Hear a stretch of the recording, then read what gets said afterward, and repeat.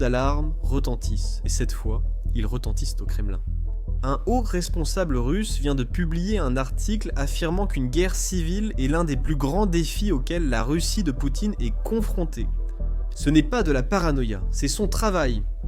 Il avertit que le pays fait face à un effondrement du système politique et à une perte catastrophique de la confiance du public. Cette peur est justifiée. L'échec de la guerre de Poutine a déclenché une crise de trahison. Les jeunes Russes chantent des chansons anti-guerre. Les propagandistes pro-guerre appellent à l'effondrement de l'État russe et les soldats refusent d'obéir aux ordres. L'insulte suprême, c'est la stratégie du bon tsar et du mauvais garçon. Pour résoudre tout ce problème, le responsable recommande un système de leadership basé sur le mérite en Russie. Mais devinez quoi? Poutine est en train de reconstruire l'Empire russe parce qu'il vient tout juste de promouvoir 24 de ses proches à des postes officiels. L'effondrement arrive, et Poutine est trop occupé à bâtir une dynastie pour l'empêcher. Et ce n'est pas seulement moi qui dis tout ça, même les Russes commencent à remarquer une tendance. Ils notent qu'en 1994, la Russie a mené une guerre et, 3 ans après, le tsar et l'Empire avaient disparu. En 1989, la Russie sort tout juste d'une guerre de 10 ans en Afghanistan, et 2 ans plus tard, l'Empire soviétique s'effondre. Et maintenant, Poutine est engagé dans une guerre qui dure depuis plus longtemps que la Première Guerre mondiale. Et c'est pourquoi ils annoncent l'effondrement russe, et ils le font devant le public russe. Écoutez bien. Vous comprenez vous-même ce qu'il faut faire maintenant? Parce que, je le répète, des temps très difficiles arrivent. Une guerre prolongée mènera à une crise économique. La crise économique se transformera en crise sociale, et la crise sociale se transformera ensuite en crise politique. Je m'adresse à nos téléspectateurs. Si vous ignorez ce qui va se passer demain, ouvrez les manuels d'histoire de la 3e à la 2e. Regardez ce qui se passait ici, il y a 100 ans, 110, 120 ans. Qu'est-ce qui y a contribué? La Première Guerre mondiale, n'est-ce pas? 3 ans de guerre, l'appauvrissement de la population, le mécontentement dans l'armée, une baisse de la production et, en conséquence, une guerre civile. Eh bien, la révolution puis la guerre civile, oui, au début, ils ont renversé le tsar. Ils pensaient que ce serait mieux ainsi, et ce n'est que plus tard que les bolcheviks sont arrivés. Si tu ne crois pas Maxime et moi, lise un manuel d'histoire. Il suffit de changer les dates et les noms, et tout le puzzle s'assemblera immédiatement, je t'assure. L'histoire, oui, il suffit de modifier les dates et les noms.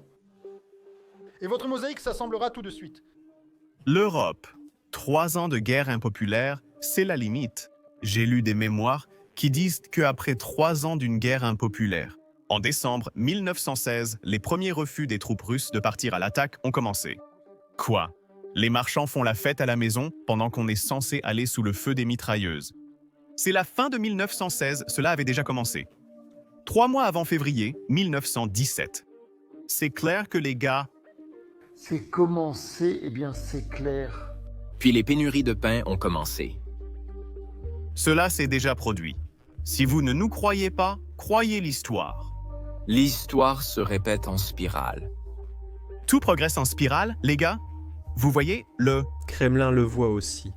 Et c'est pourquoi un responsable du Kremlin vient de publier un article choquant dans un média russe. L'article s'intitulait « Qui sommes-nous » et cela a été écrit par le chef du bureau exécutif présidentiel pour l'analyse des processus sociaux. En gros, c'est un sociologue, et son travail consiste à surveiller ce genre de tendance. Dans cet article, il l'explique très clairement. La guerre civile est l'un des plus grands défis auxquels la Russie est confrontée. Il souligne également d'autres défis que nous aborderons dans un instant. Mais heureusement, il n'est pas de ceux qui se contentent de signaler les problèmes. Il a aussi des solutions. Après tout, il travaille pour le Kremlin. Donc la solution qu'il propose au problème de la guerre civile était assez simple. La Russie doit construire une société unie et cohésive. Il a affirmé que la Russie devait suivre l'idéologie du « nous n'abandonnons pas les nôtres ». Je vais être honnête. Il doit transmettre ce message aux commandants russes en première ligne, car c'est ainsi qu'ils traitent leurs soldats. Écoutez ceci. Écoutons les ordres. Si vous ignorez les ordres ou abandonnez vos tâches, je le jure sur la vie de ma mère et de mes enfants. Je vous tirerai dessus, signalerai les disparus, puis tirerai sur tous. Je m'en fous de qui est au-dessus de vous. Vous tous, tout votre groupe, bande d'enfoirés, sauf cet homme là-bas. Là-bas? Ici? Vous êtes que tous des salauds. Prouvez que vous êtes des hommes. Prouvez-leur que vous êtes des hommes. Il continue en disant que cette guerre que Poutine a commencée est en fait une bonne chose. Et encore une fois, il travaille pour le Kremlin. Que pensiez-vous qu'il dirait ? Il présente cette guerre de façon très positive.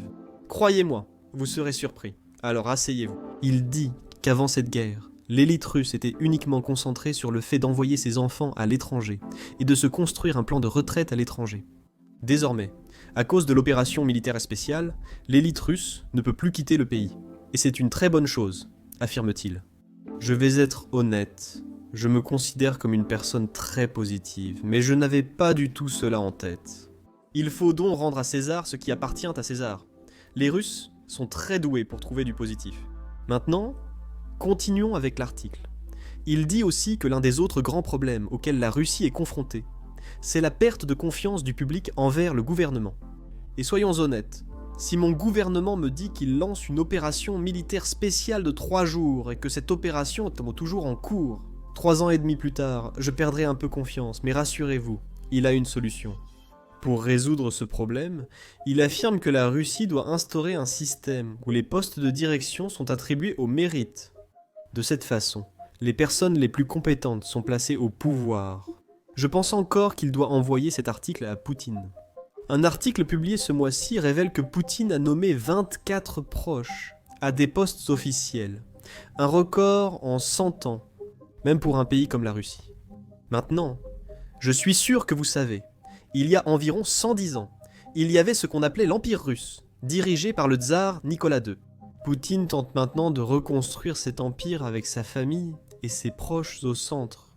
Il n'y a pas de système basé sur le mérite en Russie, et seules les personnes en qui Poutine a confiance obtiennent du pouvoir.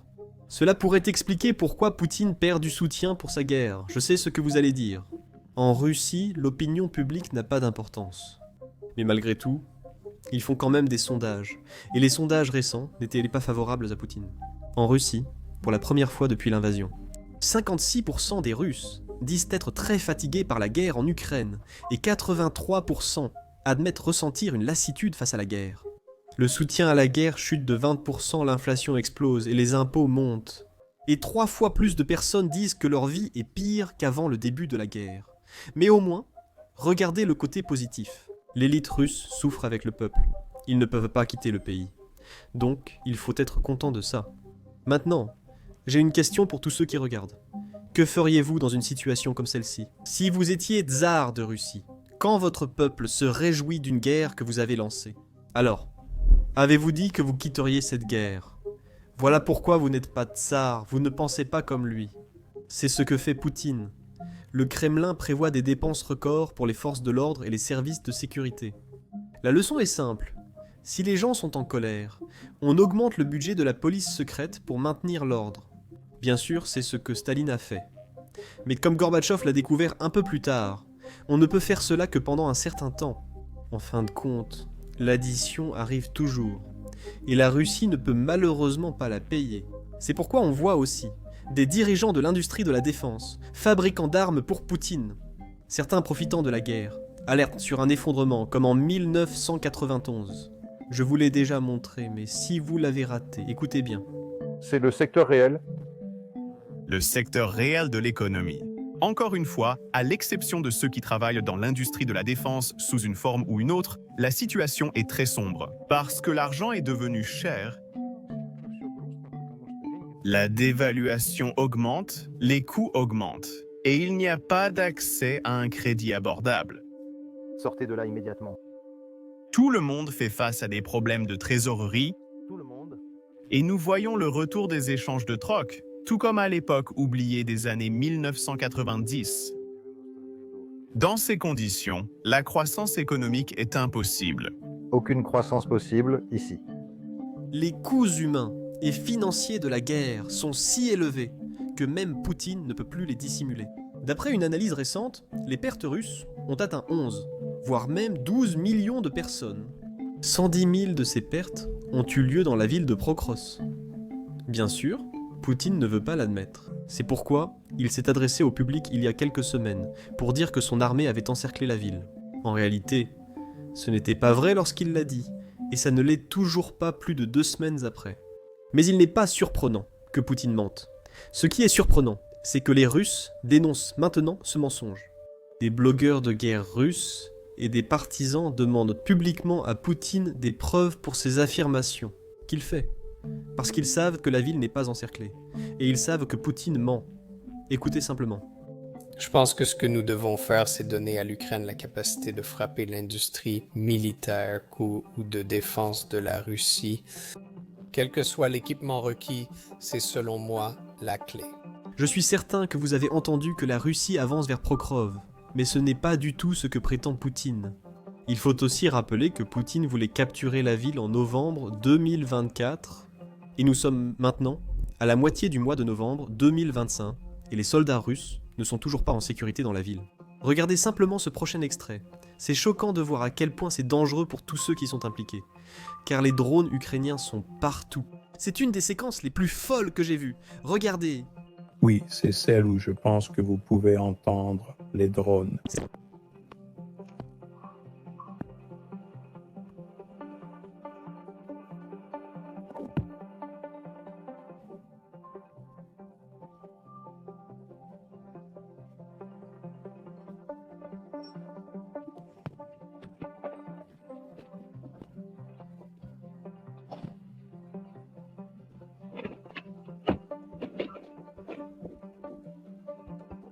Oui, le son n'est pas vraiment passé. Eh bien, en tout cas, pas dans mon casque, mais ça va probablement s'entendre dans l'enregistrement. Mais on peut entendre ce bruit strident. Au moins 3 drones ont probablement frappé ici. Je pense que ces gars étaient dans un conteneur d'expédition.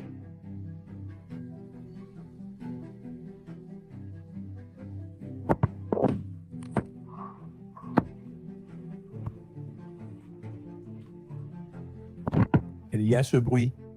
C'est tombé. Courez, arrêtez-vous, chut. Le voilà.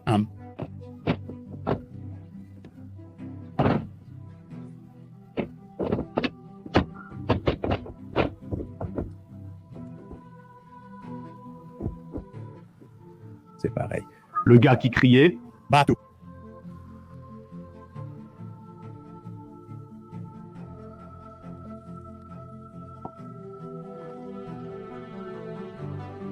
Oui, c'est vrai.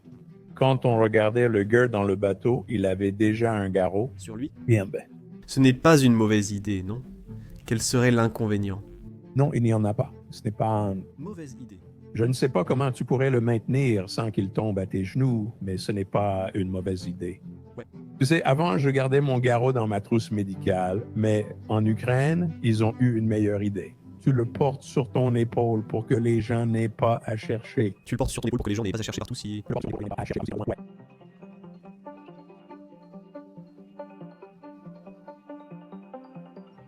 Eh bien, le mauvais pour ces gars, c'est qu'ils ont eu 3 drones qui ont frappé cette maison et il y a un drone au-dessus qui surveille et ils n'ont vu personne sortir. Ils continuent de frapper la cible. Un gars s'est est blessé. Chez les SEALs, il y a une règle. On n'envoie jamais une seule personne. Il y a toujours 2 nageurs. Et le plus petit nombre d'hommes sur le terrain capables de se soutenir mutuellement et d'évacuer un blessé, c'est 3. Et le plus souvent, il en faut 4. Mais encore une fois, ce sont le genre de choses que vous enseignez à vos soldats, à ces gars qui savent ce qu'ils font. Ceci n'est qu'une partie de ce que nous faisons chaque semaine dans notre nouvelle série, Décryptage du champ de bataille. Malheureusement, de nombreux extraits ne peuvent pas être publiés sur YouTube, car la plateforme restreindrait ou supprimerait nos vidéos. Mais c'est la réalité de la guerre moderne, et je pense qu'il est important que nous en parlions. C'est pourquoi nous avons créé notre propre plateforme, Basics Insider. Nous l'avons construite à partir de 0, donc nous n'avons aucune restriction. Personne ne nous dit ce que nous pouvons couvrir ou non. Nous ne diffusons pas non plus de publicité. De cette façon, nous n'avons pas à nous soucier de ce qu'un annonceur approuverait ou non. Ce site fonctionne grâce à votre soutien. Donc, si vous êtes quelqu'un qui aime regarder ce genre de vidéos et qui s'intéresse à des sujets que YouTube ne veut pas que nous abordions, alors vous devriez absolument jeter un œil à notre site, basicsincidé.com. Cliquez sur le lien en description ou scannez le QR code à l'écran. Une fois que vous vous serez inscrit, vous pourrez regarder toutes les vidéos que nous n'avons pas pu mettre en ligne ici sur YouTube. Vous soutiendrez la chaîne et notre couverture. Merci beaucoup. Je m'appelle Sam. À la prochaine vidéo.